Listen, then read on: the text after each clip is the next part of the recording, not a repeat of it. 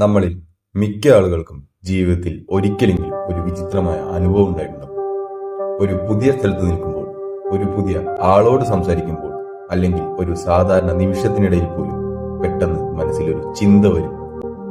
ഇത് ഞാൻ മുൻപ് കണ്ടിട്ടുണ്ട്. ആ നിമിഷം വളരെ ചെറുതായിരിക്കും, ചിലപ്പോൾ വെറും കുറച്ച് സെക്കൻഡ്സ് മാത്രം. പക്ഷേ ആ ചെറിയ അനുഭവം പോലും മനുഷ്യന്റെ മനസ്സിനെ ആഴത്തിൽ കൺഫ്യൂസ് ചെയ്യാൻ മതിയാവും. കാരണം നമ്മളിപ്പോൾ ആദ്യമായി അനുഭവിക്കുന്ന ഒരു സംഭവം മുൻപ് നടന്നതായി തോന്നുന്നതാണ് ദേജാവു.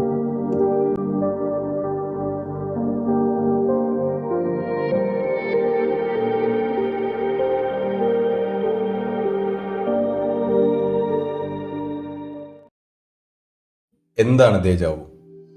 ദേജാവു എന്ന വാക്ക് ഫ്രഞ്ച് ഭാഷയിൽ നിന്നാണ് വന്നത്. അതിന്റെ അർത്ഥം ഓൾറെഡി സീൻ എന്നാണ്, അഥവാ ഇത് മുൻപ് കണ്ടിട്ടുണ്ട് എന്നൊരു അനുഭവം. സയന്റിസ്റ്റ് പറയുന്നത് പ്രകാരം ലോകത്തിലെ ഭൂരിഭാഗം ആളുകൾക്കും ജീവിതത്തിൽ ഒരിക്കലെങ്കിലും ദേജാവു അനുഭവപ്പെട്ടിട്ടുണ്ടെന്നാണ് കരുതുന്നത്. ചിലർക്കത് വളരെ അപൂർവമായി സംഭവിക്കും, പക്ഷേ ചിലർക്കത് സ്ഥിരമായി ഉണ്ടാകാറുണ്ട്.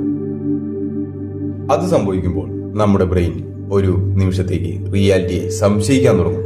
കാരണം പുതിയൊരു സംഭവം പഴയ മെമ്മറി പോലെ ഫീൽ ചെയ്യുകയാണ് അവിടെ സംഭവിക്കുന്നത്. Brain glitch theory. ദേജാവിനെ എക്സ്പ്ലെയിൻ ചെയ്യാൻ സയന്റിസ്റ്റ് മുന്നോട്ട് വെച്ച ഏറ്റവും പ്രശസ്തമായ തിയറിയാണ് ബ്രെയിൻ ഗ്ലിച്ച് തിയറി. നമ്മുടെ ബ്രെയിൻ ഓരോ സെക്കൻഡിലും വലിയ അളവിൽ വിവരങ്ങൾ പ്രോസസ് ചെയ്യുകയാണ്. നമ്മൾ കാണുന്ന വിഷ്വൽസ്, കേൾക്കുന്ന ശബ്ദങ്ങൾ, സ്മെൽ, ഇമോഷൻസ് എല്ലാം ഒരേ സമയത്ത് ബ്രെയിൻ അനലൈസ് ചെയ്യുന്നു. പക്ഷേ ചിലപ്പോൾ ഈ പ്രോസസ്സിൽ വളരെ ചെറിയ ഒരു ഡിലേ സംഭവിക്കാമെന്ന് റിസർച്ചേഴ്സ് പറയുന്നു. അതായത് ഒരു ഇൻഫർമേഷൻ ആദ്യം ഷോർട്ട് ടൈം മെമ്മറിയിൽ പോകേണ്ടതിന് പകരം ബ്രെയിൻ അത് തെറ്റായി സ്റ്റോർ ചെയ്യാം. അപ്പോൾ ഇപ്പോൾ സംഭവിക്കുന്ന ഒരു സംഭവം മുൻപ് നടന്നതുപോലെ തോന്നും. ഇതാണ് ദേജാവിന്റെ ഏറ്റവും സയന്റിഫിക് എക്സ്പ്ലനേഷൻ. പക്ഷേ എല്ലാ സംഭവങ്ങളും അങ്ങനെ എക്സ്പ്ലെയിൻ ചെയ്യാനാകുമോ? പക്ഷേ ഇവിടെ ഒരു വലിയ ചോദ്യമുയരുന്നു. എല്ലാ ദേജാവു അനുഭവങ്ങളും വെറും ബ്രെയിൻ ഗ്ലിച്ച് കൊണ്ടാണോ ഉണ്ടാവുന്നത്? കാരണം ചില ആളുകൾ പങ്കുവച്ച അനുഭവങ്ങൾ വളരെ വിചിത്രമാണ്. ചിലർ പറയുന്നത് ദേജാവു ഉണ്ടാവുന്ന സമയത്ത് അടുത്ത് സംഭവിക്കാൻ പോകുന്ന കാര്യങ്ങൾ പോലും അവർക്ക് മുൻകൂട്ടി അറിയാമെന്നാണ്.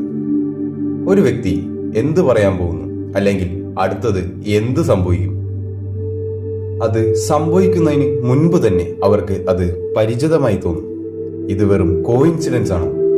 അല്ലെങ്കിൽ മനുഷ്യന്റെ ബ്രെയിനിനെ കുറിച്ച് നമ്മൾ ഇപ്പോഴും മനസ്സിലാക്കാത്ത എന്തെങ്കിലും ഉണ്ടോ? Time loop theory. ദേജാവുമായി ബന്ധപ്പെട്ട് ഇന്റർനെറ്റിൽ ഏറ്റവും കൂടുതൽ ചർച്ച ചെയ്യപ്പെട്ട തിയറീസിൽ ഒന്നാണ് ടൈം ലൂപ്പ് തിയറി.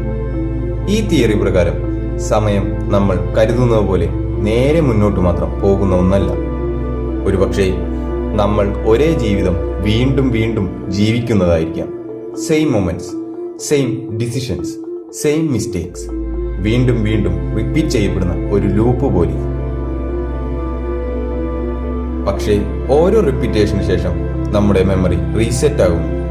എന്നാൽ ചില നിമിഷങ്ങളിൽ പഴയ ലൂപ്പുകളുടെ ചെറിയ ഫ്രാഗ്മെന്റ്സ് നമ്മുടെ മൈൻഡിലേക്ക് തിരികെ വരാം.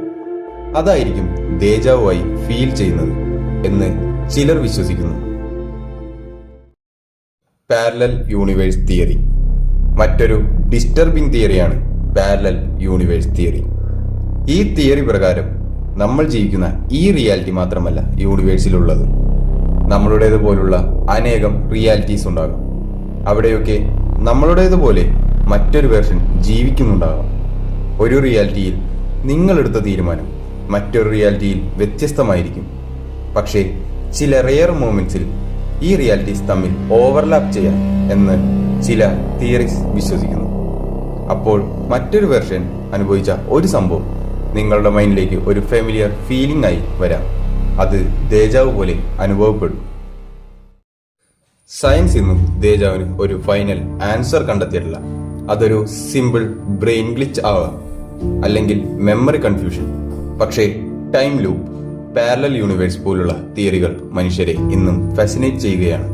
കാരണം ദേജാവു എന്ന അനുഭവം വളരെ പേഴ്സണൽ ആണ്. അത് സംഭവിക്കുമ്പോൾ ഒരു നിമിഷത്തേക്ക് റിയാലിറ്റി തന്നെ സ്ട്രേഞ്ചായി തോന്നും. ഇപ്പോൾ ഈ വീഡിയോ അവസാനിക്കുന്നതിന് മുൻപ് ഒരു സെക്കൻഡ് ചിന്തിച്ചു നോക്കും, നിങ്ങൾക്ക് ദേജാവു അവസാനമായി വന്നത് എപ്പോഴാണ്? അത് വെറും ബ്രെയിൻ ഗ്ലിച്ച് ആയിരുന്നോ? അല്ലെങ്കിൽ നിങ്ങൾ ഇതിനകം ഈ നിമിഷം ജീവിച്ചിട്ടുണ്ടോ?